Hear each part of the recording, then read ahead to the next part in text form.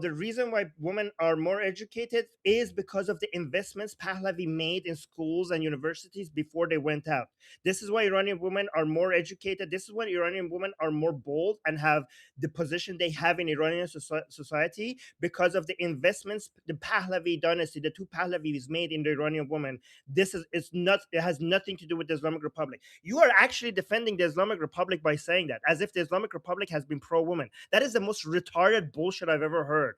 You are a defender of the Islamic Republic and you should be ashamed of that. Let's move on. Rebecca Barsef is next. Hi, Rebecca. Hey, how you doing? Good, good. Great to have you here. Anyway, nice being here. It's been a while. It's been several conversations, different conversation, and I kind of want to touch on several of them. And which they all kind of, they have a theme, a repeating theme, because I'm kind of comparing some of the topics that went and the how to say it, like some lessons that could be learned from Russia, who went through a process of, there was a revolution, like a destructive government, and then it was toppled in a nicer way than what's happening now. Then and then they had to rebuild themselves, and it didn't go back to democracy. And I think in some ways Russia and Persia and like Iran have some similar structural challenges. First of all, I want to touch on the brainwashing thing. I want to say that brainwashing is not necessarily just religion. And when it comes to the Russians, for example, one of the brainwashing that still is apparent to this day is the fact that Russians believe in their hearts that it doesn't matter kind of what they do. They don't try to affect the system. They just do whatever is in your business and that's it. So it's like something that stayed culturally and it's not religious, and but it's like hardwired to believe that first of all the scope of influence that you have is limited no matter how much you try, and then just to keep your nose down. It's just hardwired into their, like, it's not, it doesn't even have to be true. It's just the way they now like inherently believe things are, right? And it affects everything. And the other thing I want to touch on is, I'm gonna actually jump to the woman thing that also reminded me that after the communist revolution there was this quick education, introducing education and literacy to the entire population in Russia. But the truth is that the infrastructure was made during the Tsar's time, and the communists didn't contribute anything. They just were the ones to get the credit from what was already being set before that. So that was also something that people bring is like, okay, so I want to just clarify that just like the Islamists, the communists did not do anything that was good. Not even a little anything. So, and the other thing I want to touch on. So what is interesting about Russia and Iran is it is a big country and it is multi-ethnic, and it is multi-ethnic large country that is codependent because of the geographical structure of the area. Meaning Russia is the size it is not because these people want each other, but mostly because it is geographically obligated to be that. So it has a geographical tension that pushes it to those borders. And in Iran, there is something rather similar that's happening. But what I want to say here is not necessarily touching on that, is to say that there is a conversation in Russian as well, right? And in the Kafkaz, I can tell you that like the Azeris from Azerbaijan, it's very interesting to say what they have to say about the Azeris that are in Iran, right? Because the Azeris in Azerbaijan, for the most part, don't view the Azeris in Iran in the most flattering light, to be honest. And there was a podcast like with the Georgians, right? And it's in Russian. So it's a whole world. And it's very interesting how the Azeris in Azerbaijan, they were describing how the Azeris in Iran infiltrated the government basically in every iteration of governance in Iran, and how they did that to basically not do things in favor of Iran. And that even now, that sentiment still exists.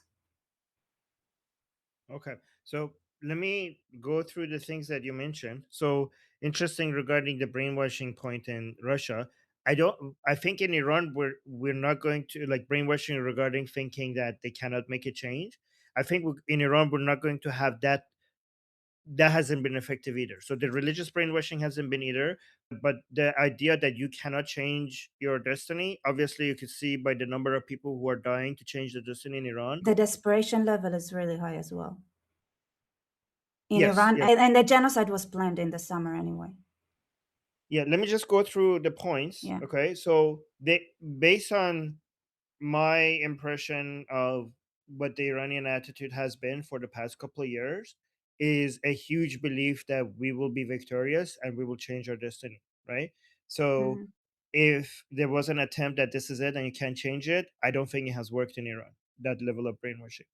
Yeah, with regards to women, by the way, you're very correct. Like the I think the position of women in Iran during the Qajar dynasty before the Pahlavis was worse than Afghanistan today, right? And imagine Iran now, women in Iran have a stronger position in society than women in most other societies, even stronger than in some, Western societies, right? And that's all because of Pahlavi. That's all because of Reza Shah and Muhammad Reza Shah. And the fact that even under the Islamic people are like, oh, under the Islamic Republic, women thrive. The Islamic Republic did everything in its power to put women into their homes, everything in its power. The fact that they failed was because of the investments of Pahlavi, not because of what the Islamic Republic was trying to do. And with regards to Islamic Republic, there is one good thing that the Islamic Republic has done. One thing that I think we could appreciate the Islamic Republic for. They now realize that they need Pahlavi. I think the Iranian people were not at before the Islamic Republic didn't understand how grateful how they should be for Pahlavi. And I think the Islamic Republic has made them realize that. And I think that's the only good thing that the Islamic Republic has done. Oh, the second good thing has done actually two things. Iranian people now hate Islam because of the Islamic Republic. So that's another good thing that the Islamic Republic has managed to do. With regards to the multi-ethnic nature of Iran, in Iran, the ethnic identity has become less and less important in favor of the national identity. And usually, so the people with separatist mentalities, like a lot of people talk about the Kurds, even though among the Kurdish population, that's like a very, very small issue. But it might be a little bit higher in Azeris, but it's still a minority. It's still a minority, like a small minority. Yeah, and the So, northern ones don't want them, for the record. yeah, good. That's good. We The Kurdistan wants the Kurds in Iran, but the Azeris don't want the Azeris in Iran. Yeah, well, the Iranian Kurds, the vast, vast, vast Yeah, majority yeah, of I Iranian Kurds understand. are Iranian first and Kurdish second, and they are proud patriots of Iran. And I mean, like we have ancient bonds with each other. Like we might have different ethnicities, but we share really, share the same legends, we share the same history, we basically share the same symbols, and our national bonds are stronger than our ethnic identities. Yeah, it is Mm, very similar in Russia, I want to say. Right, I said it like mm. to say like not always the ethnicities are 100 with each other, but the Russians is way stronger than whatever other identity they have Don't still. Okay. Don't know much about But Russia, so I'll just take your word. so, but it, But because but it's just interesting, and I want to also just add a caution, right? So when I gave the Russian example, I didn't say it because I think this is what the Iranians have. It's that every culture has a point of weakness, and that weakness gets exploited in cycles. For the Jews, for example, is the Jews struggle with structure and systems. So building infrastructure and systematically working and having clear organization, that's something that is the Jewish struggle okay. that repeats itself. So it could be that in Iran there is something else that you should be addressed. And All right. it's something to brainstorm on, just saying. Okay, so that's an interesting point. I think our greatest weakness right now is that we're not armed. But yeah, let's go to other people now. But those are interesting points. Yeah. Thank you, Rebecca. Yeah, Sabina is going next. For anyone wondering if you're on the list, I posted periodically in chat, so you can check. And Thank you, Danny. Okay. I wanted to touch upon a lot of issues that were raised, I guess. But I mean, the first thing that I want to say is, before anybody makes like disparaging comments about Mohammad Reza Pahlavi Shah, go back and like watch some interviews with him, do some basic Google searches on your assumptions. Put into Google, was he a Western puppet? And you'll come up with, the AI will come up with like I think it's like 7 or 8 points that are against that. And I lived in Iran under him.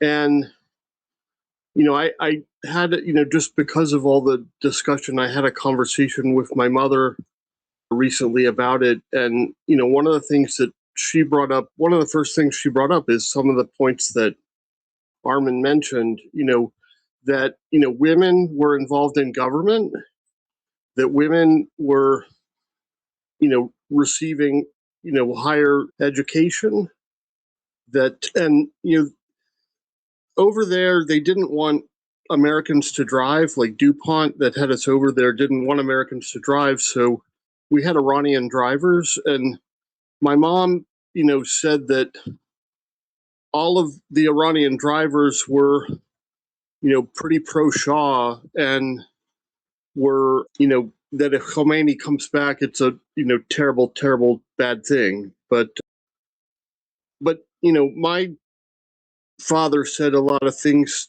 too that, weren't true, and some that were. But, in terms of this idea of Iranians needing something, to, religion or some, they have before them, the Iran Prosperity Project. They have the task of writing a constitution for the country. Like there is no, one of the things that Mohammad Reza Pahlavi did was insisting on a cultural identity like absent before Islam. And there's so much culture in Iran. Why do they need anything else other than to revive their own culture that Islam has suppressed? It's and in terms of something, they have Reza Pahlavi coming back. He just gave a news conference in 3 different languages that he handled himself and translated in English for the English speakers when it was in another language. He has brought together experts, and the apparatus is in place. And in terms of like PTSD that they might be experiencing, I mean, that's where Israel can help. All right. That's most of what I wanted to say, I guess. Thank you, Sabina. All right. So, by the way, Danny, I know you're typing in the chat the time limits, but feel free to open your mic if we go too far above 3 minutes. My sound cut off for like half a second there. Did you say feel free to cut people off after 3 minutes? Yep. Yeah. And Okay. then we'll see if we want to continue or not. Yeah. All right. Next on the list is Dajjal. Dajjal.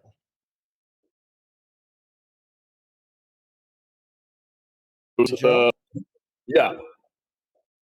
You hear me? Yeah, go ahead. 3 minutes. Yeah.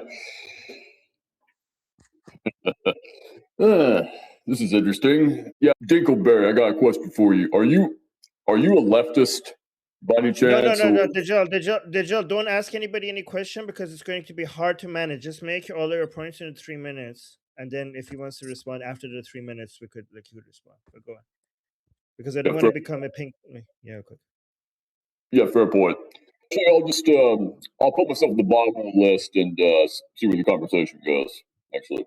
Okay, sounds good. Yep. Yep.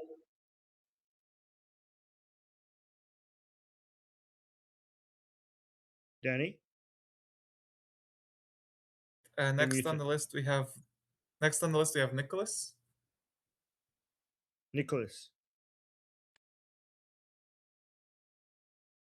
Nicholas. My question is, you mentioned about the SAVAK, right? Yeah. Do you think that the Shah of Iran, at the point in time, he knew everything that was being done by SAVAK in terms of the... No, he was not. He's not God, obviously, and he said that he seemed to have been somebody who's been trying to, for example, end physical torture everywhere in the country. The fact that he said he's trying, that means that he's not going to be able to stop it everywhere. That means that there are things happening in the country that is like, and I'm pretty sure, given that he was fighting with SAVAK sometimes, to me suggests that SAVAK was also doing things that they consider to be important without, like, maybe sometimes without the Shah knowing. Sometimes. Okay, thank you. Yeah. Also, the Shah abolished the SAVAK at some point because of all that global accusations of human rights violation. Some people suggest that that might have been a mistake because right after SAVAK was abolished, that's when the Islamic Revolution became successful. I used to think that as well. I'm not sure anymore because I kind of think like the Shah just didn't want to rule with an iron fist. He just didn't want to do that. And some people think that he should have because look at the tragedy that we're experiencing with right now, right? But now I think that maybe that's how it's supposed to happen. Like, it's not enough for the Shah to be mature, and the people are not. I think he was ahead of our time. Like, he was ahead of the people, right? And the only people for the people to get to that level is for them to experience what happens when. Because I think that the Shah's effectiveness in selling these ideas that the Iranian people now believe in would have been undermined if he just wanted to force it on us, right? A lot of us wish that he just fought back much stronger against the mullahs, but I think that the Iranian people would not be at the level of maturity they are right now if he just ruled with an iron fist and he forced his way on us. Like, modernization and prosperity cannot come from the top down. It has to be from the bottom up. And the Iranian people were not there yet, and now they are. And the fact that he just let it happen means that the Iranian people are now at the level that the Shah used to be 47 years ago. Right. Does that make sense? Oh, okay. Yeah, go ahead. Jeffrey wanted to respond, but you're third on the list, Jeffrey, so do it. No, if he wants to respond to this, that would be okay. He doesn't have to wait for his turn. Yeah, go ahead. Like, can you talk about this? So, just to give people kind of a tool to think about it, right? SAVAK, it's formed in 1957 to 1979. The nature of it was a state security and counterintelligence service. It was responsive to a political system that was a secular monarchy and a Cold War state. Its mission is counter Soviet-backed communist subversion, monitor Islamic extremist movements, and protect state stability and sovereignty. Its scope and limits focus primarily on organized opposition, particularly like leftist terrorists and Islamic fundamentalist terrorists. It did not control the military, did not control the economy, did not control the judiciary, did not operate parallel courts or militias, and operated within a recognizable state hierarchy. It had targeted surveillance, detention, and interrogation. Its efforts were instrumental, not ideological. There were no mass executions, no theologically based legal system. They're dissolved in 1979. When they're dissolved, the mullahs butcher a whole host of people who were part of SAVAK. Let's take a look at what replaced it. IRGC thugs that masquerade as intelligence. The nature of its ideological intelligence apparatus combined with paramilitary power. See the Besiege Brigade as Exhibit A and all the horrible shit they've done. You know, if you want to take Netta Aga Sultan, I mean, you could just, I'm sure Armin could just rattle them off like that. The political system is a theocratic revolutionary state, which means now it's a theological despotism. The mission is to preserve a clerical rule and revolutionary ideology, so it isn't defense. Export revolution abroad, which is why you have elements of the IRGC doing things like supporting Hezbollah and all these other fuckers. Suppress all dissent, political, cultural, religious, regardless of the threat they pose. Its scope and power is it controls intelligence services, militias, courts, and prisons. It operates parallel to and indeed above the formal state, much like Putin's criminalized counterintelligence state or the Soviet Union, right? It goes, you know, state for intelligence. Anyway, dominates large sectors of the national economy and directly sustains proxy terror networks. See the aforementioned Hezbollah. What's its profile, its operational profile? Systemic torture, including white torture, mass arrests and executions, criminalization of religious offenses, and apostasy and blasphemy, mostly by killing people, collective punishment of entire families, and public terror used as a deliberate policy. So, why did I go through all that? One of the lines of effort pushed by the Red Green Alliance, which is very much the contemporized version of the Red Black Alliance that served to undermine the Shah, is to try and engage in this bullshit moral flattening and or a false moral equivalency between SAVAK and what exists today.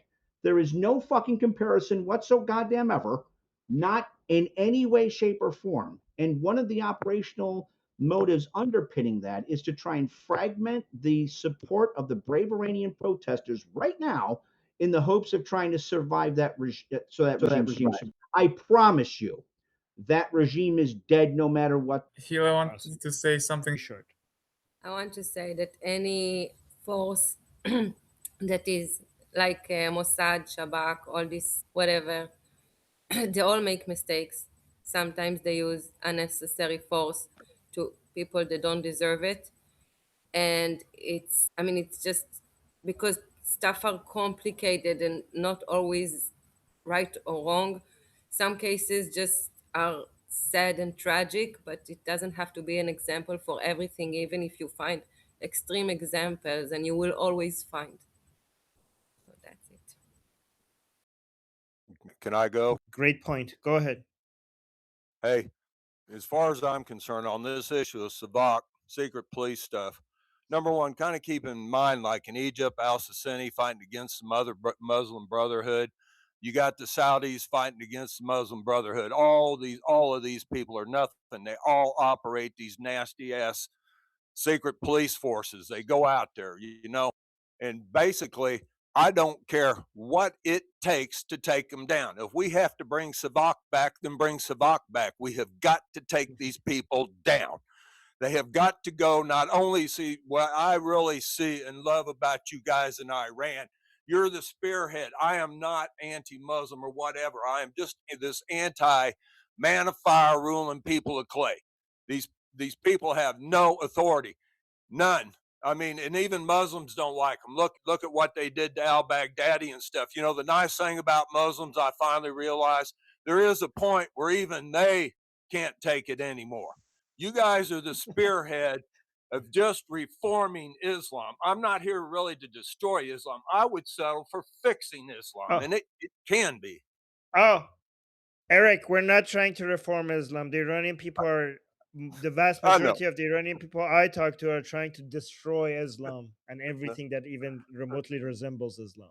Yeah, that's a whole other conversation, and we're already at 9 minutes. So I'm not saying you're destroying Islam. I'm just saying that we have got to end this mullah rule stuff. They're trying to bring it in America. They're bringing it in Europe. They come into my country, and it's gonna change. Yeah. Okay.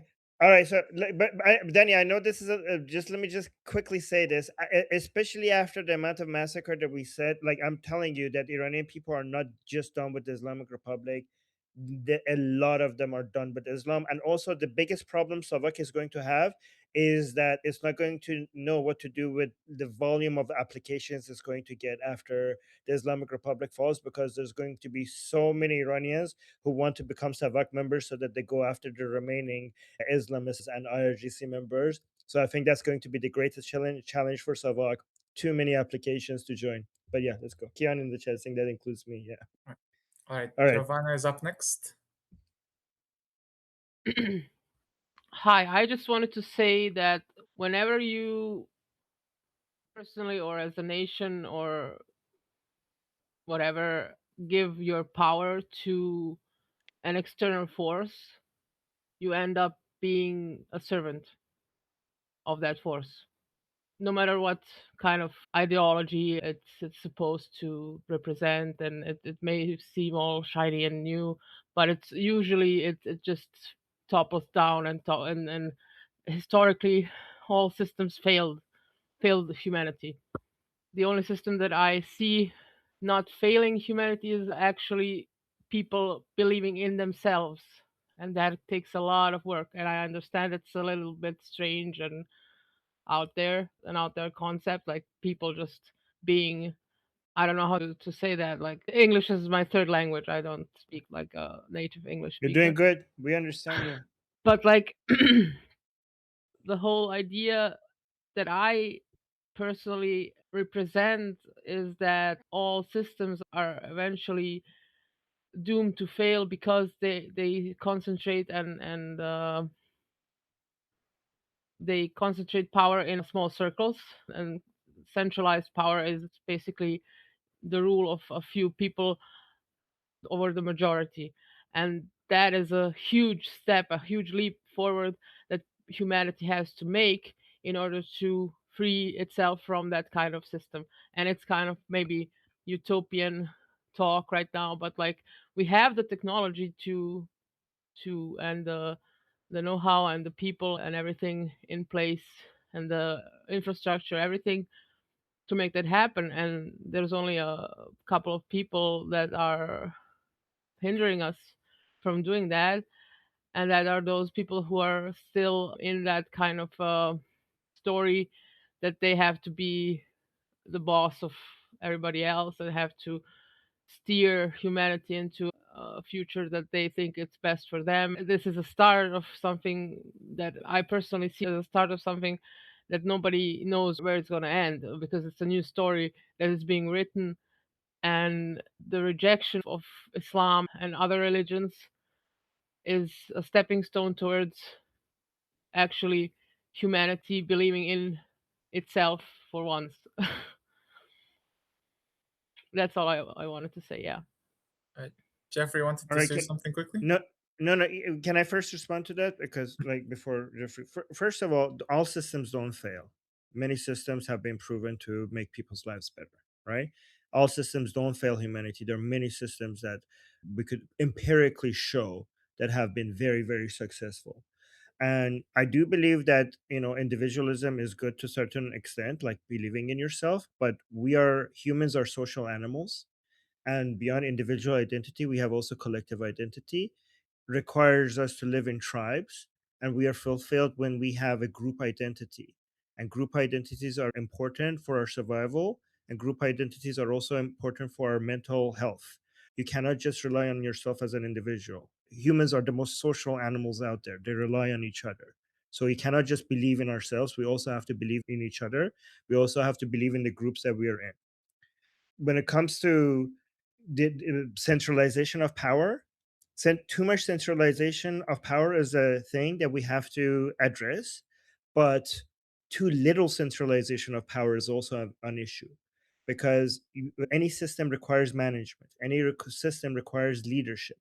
So some centralization of power is to some degree required, and this is where the best systems, after the age of enlightenment, through the classical liberal values, through systems that we call the modern republican tradition or the modern nation states, we actually came up with the very standards that balances centralization of power and decentralization of power at a perfect rate, a perfect level. We came up with systems to avoid too much centralization of power. For example, Montesquieu came out with the separations of power within government, when we have the judiciary separated from the legislative, separated from the executive. That was a system that we put in place to make sure that the government doesn't have too much centralization of power.